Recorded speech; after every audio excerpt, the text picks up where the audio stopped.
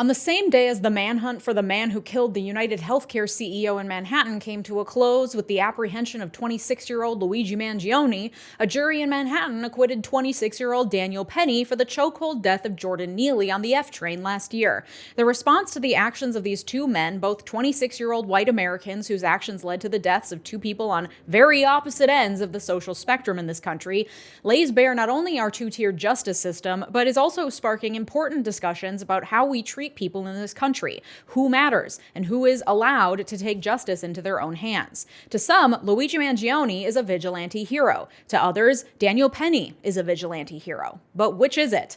And what does it mean about our country that one man has been acquitted and the other will most certainly face a very different fate? Let's get into it. Thank you to my partner on today's video, PDS Debt. Credit card debt sucks. I have talked about this before. I've been buried under a lot of credit card debt, more than I care to admit. And with inflation and everything costing more, the unfortunate truth is that some people will go into debt heading into this holiday season.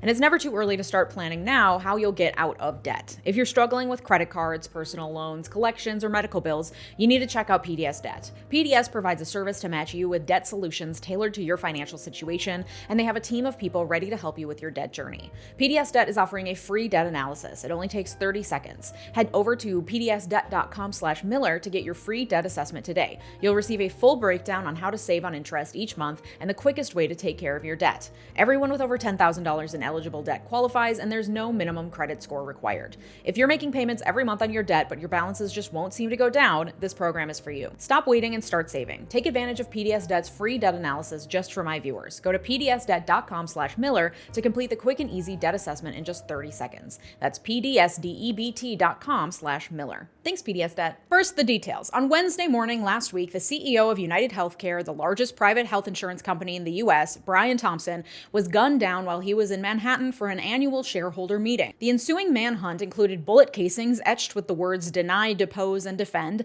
an abandoned backpack full of Monopoly money, and multiple grainy CC cam images of the alleged killer. It ended at a McDonald's in Pennsylvania, where an employee called the cops after recognizing the man from the grainy images. Police apprehended Luigi Mangione and found on his person a manifesto, a gun, and other items linking him to the crime in Manhattan. He's been charged in Pennsylvania related to the weapon found on him and his fake ID, and in New York, he has been charged with second-degree murder, multiple weapon-related charges, and forgery, to which Mangione's lawyer has said he intends to plead not guilty. The public response to the murder and subsequent manhunt has been, at least in my corner of the internet, somewhat jubilant. For one, Luigi Mangione can get it, but also because the manner of the killing was very Robin Hood-esque, very poetic, lots of symbolism. And it plays into some very visceral anger that's been building in the American public for decades towards the healthcare system and towards the widening wealth inequality, which has become unbearable for many who struggle to pay for basic needs like groceries and housing. I made a whole episode about this on Monday. The case against Daniel Penny has been very different. On May 1st, 2023, Penny was riding the F train in Manhattan when Jordan Neely began acting erratically, shouting, threatening, getting into other passengers' faces, clearly having a mental break of some kind, and making everyone in the car feel unsafe. This is a thing that happens on New York subways and really any public transportation in most places in this country. When you don't provide adequate housing and mental health care and other services for people, they're going to have their mental breakdowns in public, where the rest of us get to keep ours private because we have the privilege of a house with a room with a pillow in it to scream into. Jordan Neely did not have that privilege. He was a 30-year-old black man who was unhoused and clearly struggling with mental illness. He also made money at times performing for passengers doing Michael Jackson impersonations. During his childhood, he experienced homelessness frequently with his mother, who was later violently murdered by her boyfriend when Neely was just 14.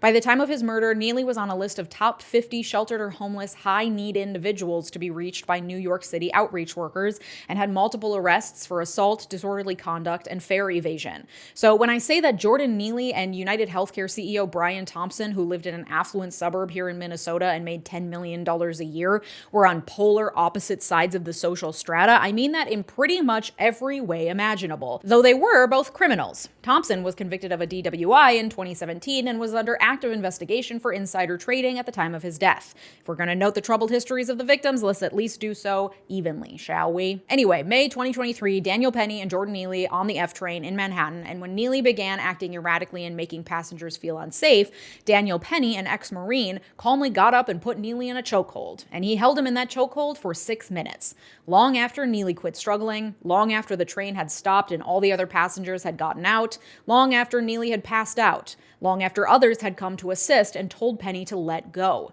When Penny did finally let go, others immediately offered Neely assistance, trying to revive him, putting him on his side, doing the things you're supposed to do for someone after you've held them in a chokehold. Penny, however, took the time to stand up, grab his things, dust himself off, look around, before eventually joining in giving aid to Neely. In police questioning after the incident, Penny repeatedly referred to Neely as a crackhead. He did not inquire as to how Neely was and has never publicly expressed remorse for his role in Neely's death. At trial, Penny's lawyers argued that Daniel Penny was acting in self-defense and that Neely's death was actually caused by a toxic combination of his synthetic marijuana use, mental illness, and his sickle cell trait.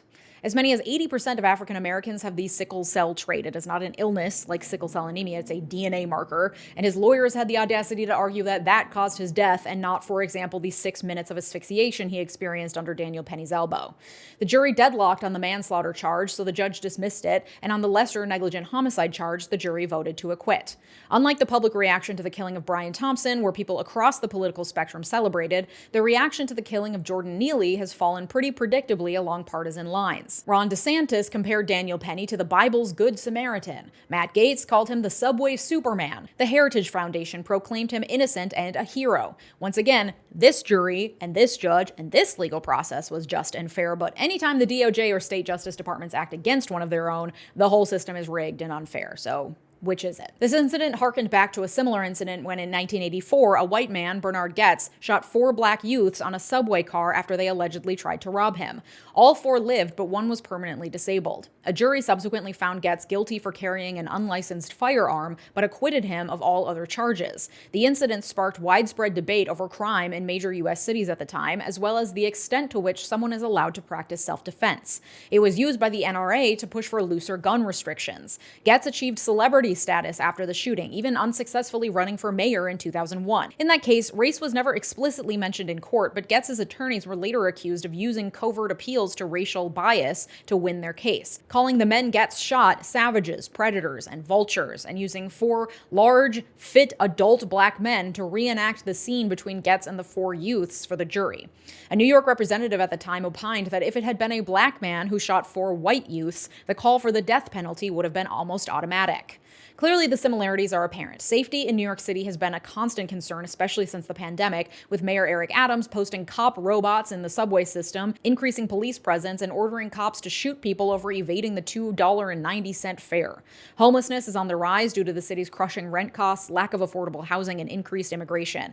And so when a white vigilante killed a black man experiencing homelessness and a mental health crisis, some people cheered because they're sick of feeling unsafe, and also because we treat homeless people in this country as inconvenient trash, especially if they're not white. Listen, I can empathize with the concern for safety. I'm a woman who can't walk around alone at night in her own city. Minneapolis is also experiencing a homelessness epidemic. I see people having various levels of mental health crises almost every time I board public transportation here, and I hate it. It's uncomfortable. It makes me feel unsafe. It is unpleasant for everyone when a place has crime and poverty and homelessness. I think we can all agree on that one. The larger question then becomes, how do we deal with this? Similarly, I empathize with people cheering the murder of Brian Thompson. The healthcare system in this country is broken. I made a whole episode about it. Insurance providers are a large, very public-facing piece of the very broken puzzle. They are a predatory band-aid over the problem of inaccessible healthcare. And despite years and years of people screaming about how bad it is, how much our healthcare system is failing us, people literally dying over it, nothing seems to be happening. The Affordable Care Act helped, and it's the only thing standing in the way of some of the most predatory behaviors by private health insurance companies, like denying coverage for pre-existing conditions, but it was a band-aid over a band-aid. And on top of that, billionaires keep getting richer, and the rest of us are down here screaming about the injustice while the rich just go over our heads and buy out our politicians. I think we can all agree that our healthcare system is failing us and wealth inequality is bad. The larger question then becomes, how do we deal with this? The answer to both the question of safety in cities and equality in wealth and healthcare, for some people at least, appears to be vigilante justice. An everyday citizen outside of the system taking matters into their own hands because the system has failed and is not answering to the will of the people. Many people across the political spectrum are celebrating the murder of a CEO, and some on the right are also celebrating the murderer of a homeless black man experiencing a mental health crisis. Who is right? When is vigilantism okay? Is it ever okay? And what does it say about America that it's on the rise? Vigilantism has had many different definitions within political science, but it's best summed up by a 2020 paper by Professor 𝗓𝗓𝗦𝗡𝗏, who defines it as the extra-legal prevention, investigation, or punishment of offenses. This means that the actions of vigilantes always happen in relation to the law, going beyond what the law is. They're extra-legal. They take the legal order and stretch it beyond what it allows.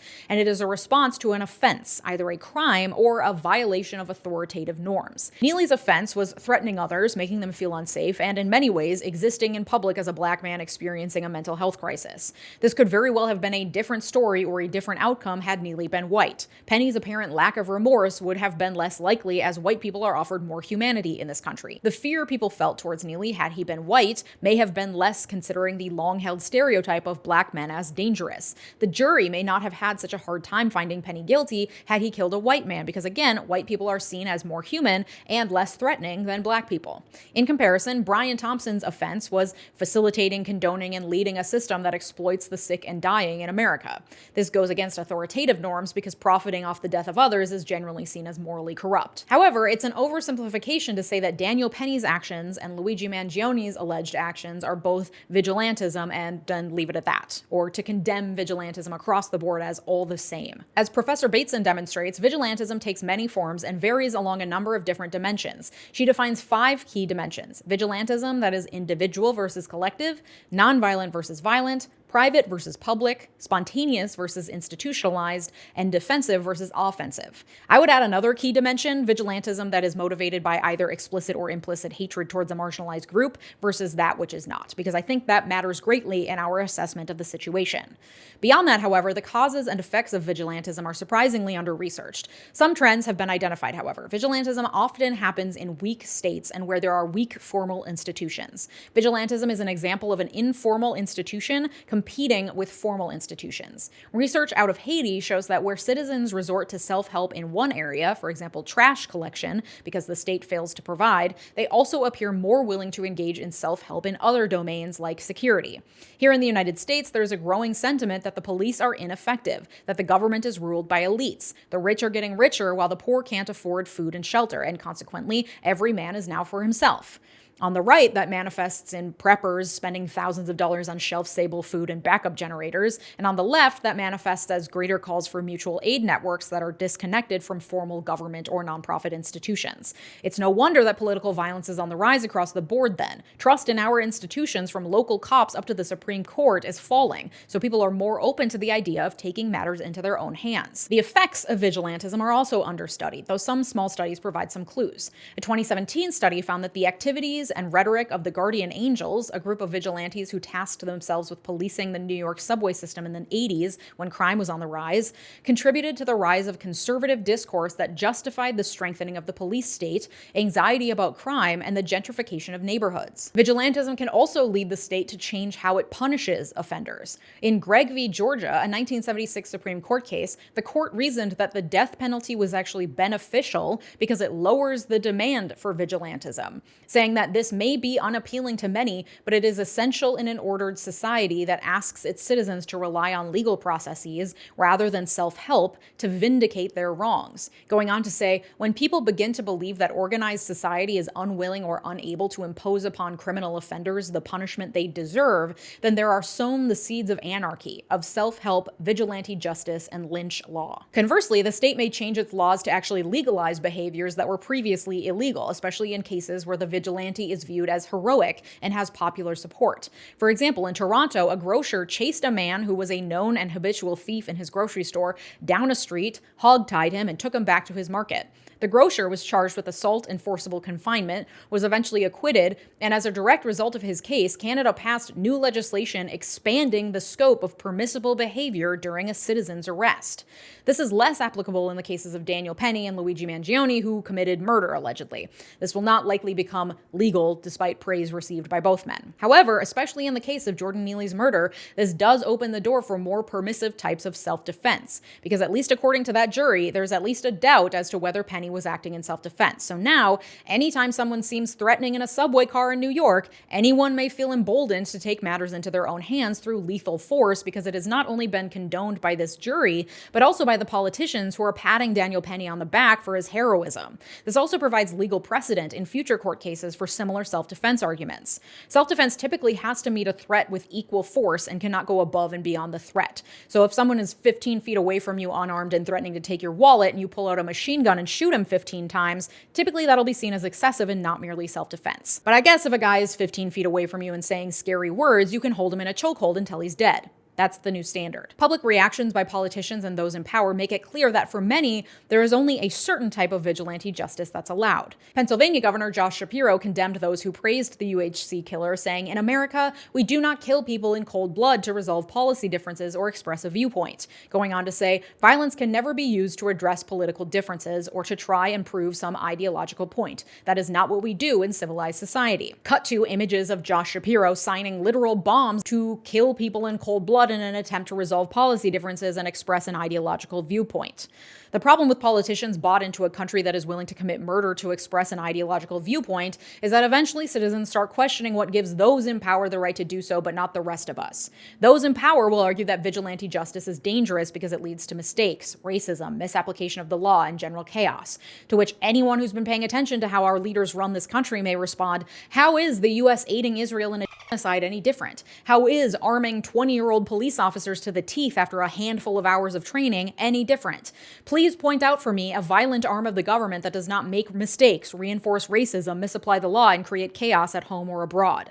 When the government fails the people, vigilantism is a predictable outcome. History has shown this time and again. But vigilantism can also be spurred on by systemic racism. As early as the 17th century, poor white patrollers would police blacks in order to suppress potential slave rebellions and in the name of fighting crime. The KKK was a similar extrajudicial police force, often operating with the tacit support of law enforcement and participation. Donald Trump has shown support for vigilante groups and militias who showed up in the wake of BLM protests, calling them good people and referring to black protesters as thugs. Meanwhile, the Black Panther Party, which departed from Martin Luther King's teachings of nonviolent resistance and was formed in part to advocate for armed self-defense, was surveilled constantly by the FBI and labeled a terrorist organization. In all these situations, these vigilante groups and movements were formed because the government failed the people, but racism was often the underlying motivator, indicating that it's not just that the government failed to protect the people, but that specifically white vigilantism often springs up when the government fails to protect the white people. However, looking at the various outcomes of vigilantism throughout history also shows us the potential harms caused by vigilantism, whether or not you see the vigilante as a hero. The backlash seems to largely be a greater tightening of the police power of the state, increased CEO security, a push for more people to arm themselves. Though conversely, one could argue that people arming themselves is the exact reason why the UHC shooting happened in the first place, so wouldn't a restriction on guns be the necessary response to the shooting of a CEO? So vigilantism presents a bit of a catch-22. In participating in it, the vigilante is in some way criticizing the government for being too weak or being corrupt. But then the outcome of that vigilantism is likely a strengthening of the very systems being critiqued, and perhaps in unintended or negative ways. Is Mangione's critique of the system through the murder of a CEO going to lead to greater equity in healthcare? Or is it simply going to lead to increased police presence and greater investment in CEO security, further insulating the ruling class from the rest of us? Is Daniel Penny's murder of Jordan Neely going to lead to greater safety on the subway in New York City, or is it simply going to lead to increased police presence, which is already happening, to very little effect? History tells us the state will answer with more police robots and greater force, not with greater empathy or social services for the unhoused. That being said, as I talked about in the last episode, these instances, while maybe not individually revolutionary, provide us the space to discuss the shortcomings they represent in a way that could lead to greater change. While we can learn from history, it does not necessarily determine our future. And I'm by no means saying saying that Daniel Penny's actions are equivalent to Luigi Mangione's actions, frankly, and I think this is where the poli-sci literature falls short, as far as I've read, which admittedly I'm not an expert. The negative outcomes of vigilantism should definitely be a cautionary tale, but the reality is that the public loves a superhero story. Batman is the ultimate vigilante. That is not going away. So interrogating the motivations and outcomes behind the vigilante actions is very important. There were and are certainly many people in the South who saw the KKK as justified, heroic vigilantes protecting the people from dangerous blacks. That belief, however, was rooted deeply in racism. Their acts were, yes, vigilantism, but also literal hate crimes committed against a group of marginalized people based on hateful and violent stereotypes. The murder of a CEO, while still a crime committed against a person for the mere fact of belonging to a certain class, a rich CEO of a health insurance company, we could hardly call this a hate crime under the traditional sense of the word. Brian Thompson was the furthest from marginalized a person can be. Luigi Mangione was unequivocally punching up. The same cannot be said for a white ex-Marine holding a homeless black man in the midst of a mental health crisis in a chokehold for much longer than any reasonable person trained in using chokeholds should ever hold a person. That was the definition of punching down. And Daniel Penny's subsequent assessment of Neely as nothing more than a crackhead indicates that if he wasn't overtly racist, his actions were certainly underpinned by pre-existing racist beliefs about the type of person Neely was. And his motivations for this vigilantism fall along the same lines as that of Kyle Rittenhouse and other white men who felt emboldened to act with lethal force against black people or their sympathizers. These are people who feel not only that the state is weak and therefore vigilantism is justified, but that whiteness itself is under threat and therefore extra legal actions are warranted. Again, perhaps Daniel Penny didn't have all these thoughts running through his head as he squeezed the life out of Jordan Neely, but the subsequent positive social response, including from elected officials, was praise coming from the same people who are constantly warning that whiteness is under attack from immigrants, from poors, from the gays threatening the traditional family unit. These ideas are not completely separate things happening in separate vacuums. They are part and parcel of a larger agenda to push in favor of fear of the other so as to strengthen the state in the name of preserving the white Christian family unit. And these same elected officials, in the same breath, will condemn Luigi Mangione's actions as abhorrent because he's threatening the class that lines our elected officials' pockets. Praising a man who killed the very type of person Republicans abhor the most, poor, black, and in need of social services, while condemning a man who killed the very type of person Republicans and frankly politicians generally love, a rich white CEO, is simply furthering a decades-long agenda in this country to vilify certain groups and treat people as more or less valuable depending on their lot in life. Don't let it fool you. And don't let it distract you from the larger conversation. We are being divided over racial lines and wedge issues, and that only benefits those in power who are now quaking in their boots and feeling fear of the masses for the first time in a century. We have an opportunity to take that and run with it. Don't let Brian Thompson die in vain. Use his death to strike fear into the hearts of all CEOs, and as an impetus to further class-based organizing. Does your workplace need a union? Look into that. Check out the Working Families Party and see how you can get involved. I just went to a virtual meeting of theirs for the first time last night, and it was pretty illuminating. They're a third party seeking to organize to influence elections in favor of working people across the United States. Go to workingfamilies.org and check out Showing Up for Racial Justice, SURJ, and their Gear Up training series. It's a learning, training, and action program that's training people how to fight back and organize under Trump. Go to surj.org/gearup. And if you're interested in working with me directly, learning more about eating the rich and building solidarity, I invite you to join me over on Patreon, where we're planning some initiatives to help build community in Trump's America. Plus, you get ad-free and uncensored versions of these videos as well. Go to patreon.com/Leeja Miller to join. Thank you to my multi-platinum patrons, Art, David, RH, Latranger Lucas, Joshua Cole, Thomas Johnson, Anthony Giles, Tay, and Brett Piontek. Your generosity makes this channel what it is, so thank you. If you like this episode, you like the one that I made on Monday answering the question, is it okay to laugh at the death of a CEO? Thanks so much for watching. Have a good day. Bye-bye!